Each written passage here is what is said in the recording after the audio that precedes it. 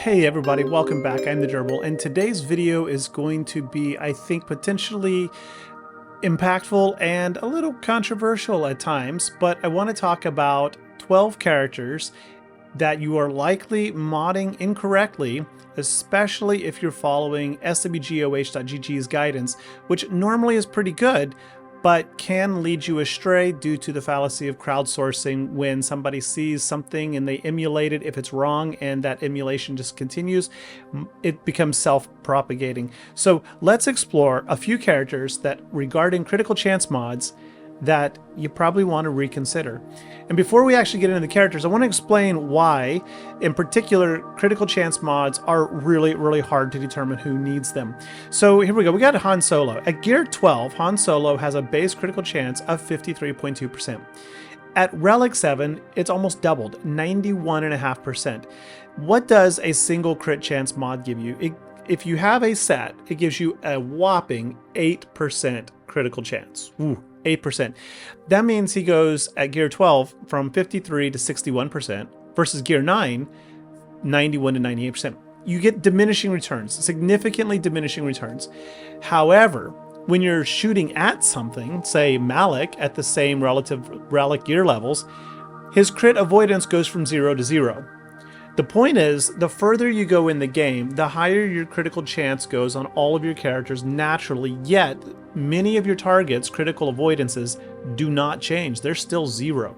Now, there are a lot of characters like Logray who have a built-in critical avoidance of about 30% at that level, I think, give or take. But they are the exception. Very few characters have natural crit avoidance. So as you progress from early game, where crit chance mods are very useful, to late game, crit chance mods become incredibly unuseful. And we're going to see that in application. So here we go, critical chance calculating. So before you decide if you need a critical chance mod, you need to know what your critical chance is. There are lots of ways that this can be impacted. The character's base critical chance is where you need to start. At Relic 7, our dear friend Wicket has a 93.5% critical chance. That means if he's shooting somebody with a 0% crit avoidance, you are going to crit 93% of the time in the long run. That right there means you don't need a critical chance mod, because that's as close to 100% as we're going to get for most situations. However, that's not where it stops. Many characters like Captain Rex have a built-in bonus. Captain Rex says he gains 25% crit chance right off the get-go. And then we have to take into account leadership and ally bonuses. For example, our dear friend Nisa, she grants critical chance up to all of her Ewok allies when she uses this ability, as does Wicket on his basic. So between characters' base kits, kit bonuses, leadership bonuses, ally bonuses, buffs, we have to really critically ask, is 8% critically chance worth it? Or would 10% health or 20% tenacity or 15% potency be a better mod set? And in all of these cases, I'm going to make the argument that it's not worth it. So in addition to the base 8%, we can also get critical chance through primaries and secondaries, particularly the only primaries on the triangle. You can max that at 20%. I'm going to recommend that on 2 characters, but not a crit chance mod. Oh, I hate those balloons. Not a crit chance mod set. Get rid of those.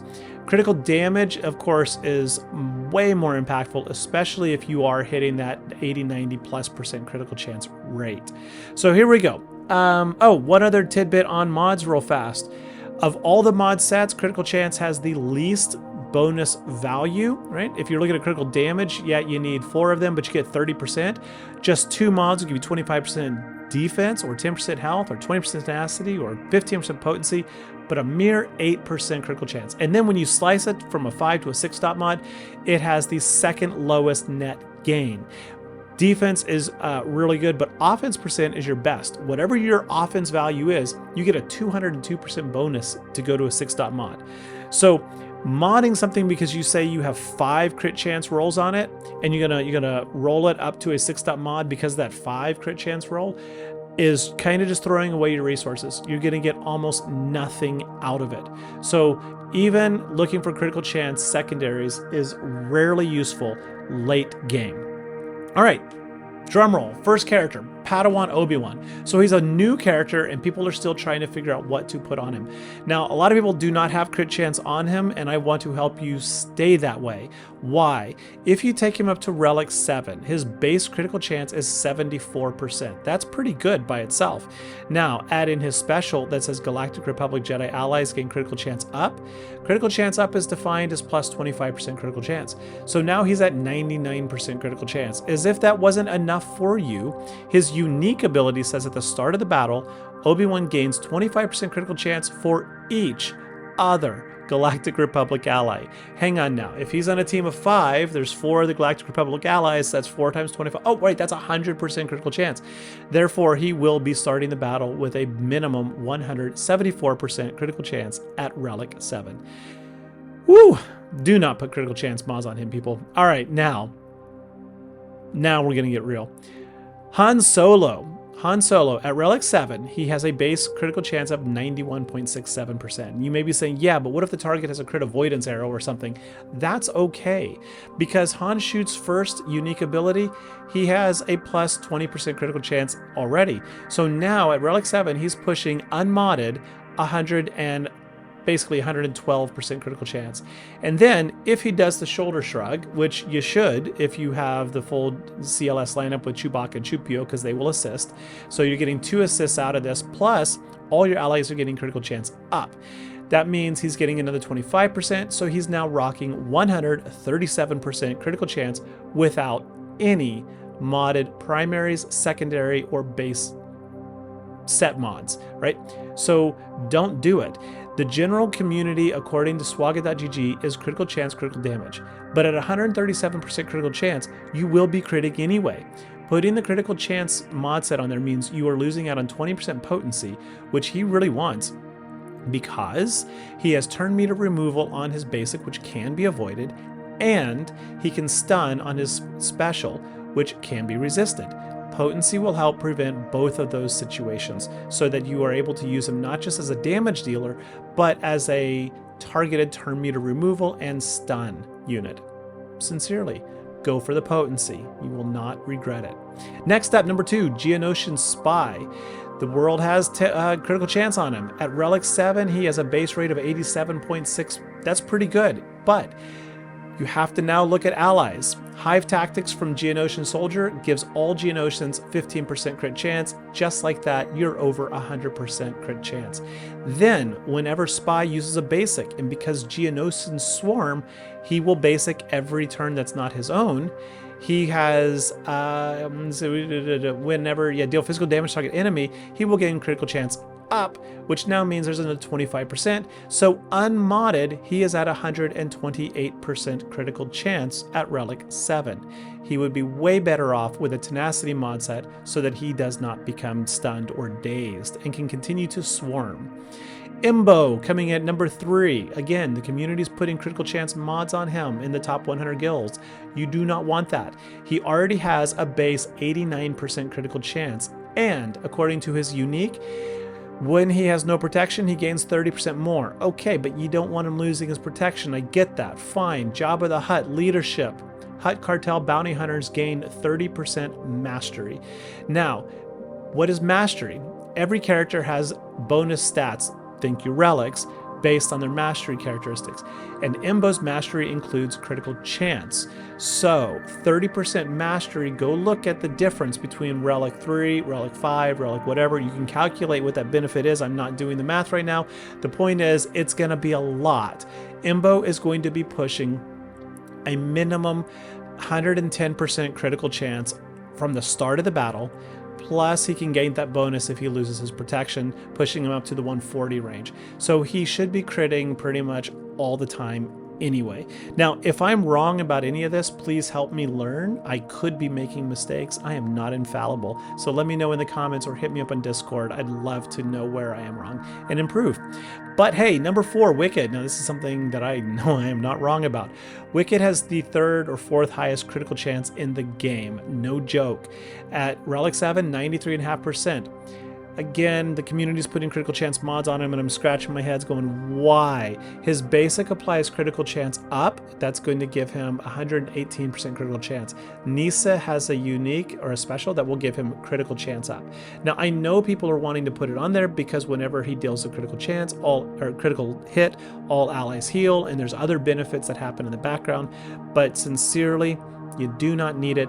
Wicked would be 100% better off with more health for survivability, more healing from the team, and or tenacity mod set to prevent him from getting dazed so that he can keep assisting and handing out critical chance to his allies. So yes, health or tenacity. No crit chance on Wicked if you're going to push to these high relics.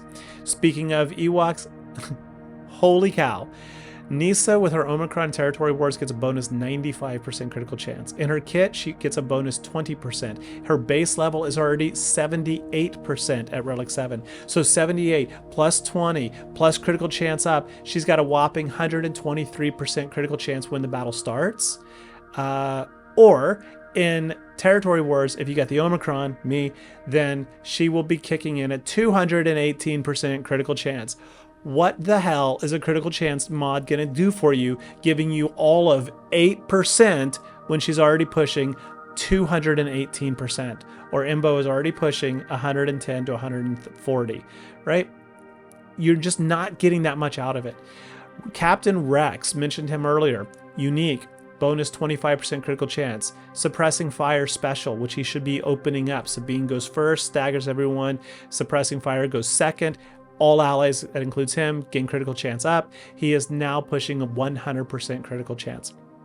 I could see an argument for a base mod in there just to be careful, but you don't need it. 100% critical chance is going to land 100% of the time on most characters because most characters have 0% crit avoidance. Biggs Darklighter, number 7. Why, people? We got to read the kit. Why? Do not put a critical chance mod set on him. His basic has a 50% chance to gain critical chance up. If you're running him in a Mon Mothma squad, he will be basicing every single turn, which means he will have perpetual critical chance up. So a base of 84 plus 25% critical chance up is a whopping 109. Then his special, all attacks have 75% more critical chance. Now you're pushing 184% critical chance rate. It's gonna happen. It's just gonna happen. Instead of a critical chance mod giving you just 8% more, give him some health. Why? Because you want him taking hits. You want enemies to critically hit him. Why? Because in his kit, whenever he takes a critical hit, he gains 100% turn meter and takes a turn. You absolutely want people to critically hit him, which means he needs to survive. In fact, I would take the critical damage mod off of him. I would go triple health with all health protection primaries. Absolutely unequivocal. It's the way to go. All right, Darth Vader. Now this one gets controversial. It really, really does. But here we go. Base at Relic 7, 55.7% critical chance. That's not a lot. I get it. But where does he do most of his damage? When he's under Merciless. What happens when that happens? Well, he gains, in addition to 50% offense, he gains 50% critical chance. Voila, 106% critical chance. And then when he uses his Calling Blade to delete characters, he gains up in bonus 25% critical chance right there. So now we're not at just 106, we're at 131% critical chance. And if you manage to give him critical chance up, and there are many allies that can do that, now it's not 131%, it's 156% critical chance. So again, instead of giving him 8% critical chance, why not give him 20% potency so that you can land the dots, which is what makes the Calling Blade do the damage anyway. Make sure you get the dots or the ability block on basic. Potency is way more necessary for him than 8% critical chance. All right, number 9, the Mandalorian. But you can't disintegrate if he doesn't have critical chance up. Right, it doesn't matter what the actual critical damage or critical chance is. But with that said, it's already 86% at Relic 7. Or is that 87? Yeah, it's 86%. Oops, typo. 86%. And then if you put a critical chance primary triangle on him, doesn't matter what the set is, now you're over 100%. And then his basic gives critical chance up. So now, Bosk is going to call an assist, Grief's going to call an assist, so he's going to have critical chance up. So you're pushing 112 to 137% critical chance. Again, 8% on top of that, who cares? But 20% potency, or not, I don't think potency is going to matter on him. 15% tenacity, so he doesn't get dazed or stunned, so that he can get that assist out from Grief, get that assist from Bosk. That tenacity is going to be way, way more beneficial. Number 10, Lando Calrissian. But if he lands crits, his cooldown resets. Yeah, that's right, but his base critical chance at Relic 7 is 83%. And before you knock on my door and say, hey, but I'm not Relic 7 all these characters, I know that. That's why we prefaced at the beginning of this video, at the earlier levels, at like gear 12 and below, critical chance mods are quite useful. They have a high rate of return. But at mid-end game, they become irrelevant mostly. So 83% critical chance to start. Then in his kit unique, he gets 15%. So now you're basically at 99% critical chance from the beginning. If you run him as a leader, which I wouldn't, he gets another 30% critical chance, so 124. But if you run him under various scoundrels, he gets more critical chance from their leadership. And if you run him with various scoundrels, he gets critical chance up, so he can quickly push into the 150, 160 critical chance range without any primary or secondary modding. It's pretty impressive. Number 12, Lando Calrissian, aka Isla. I need to fix that. I'll forget about it though.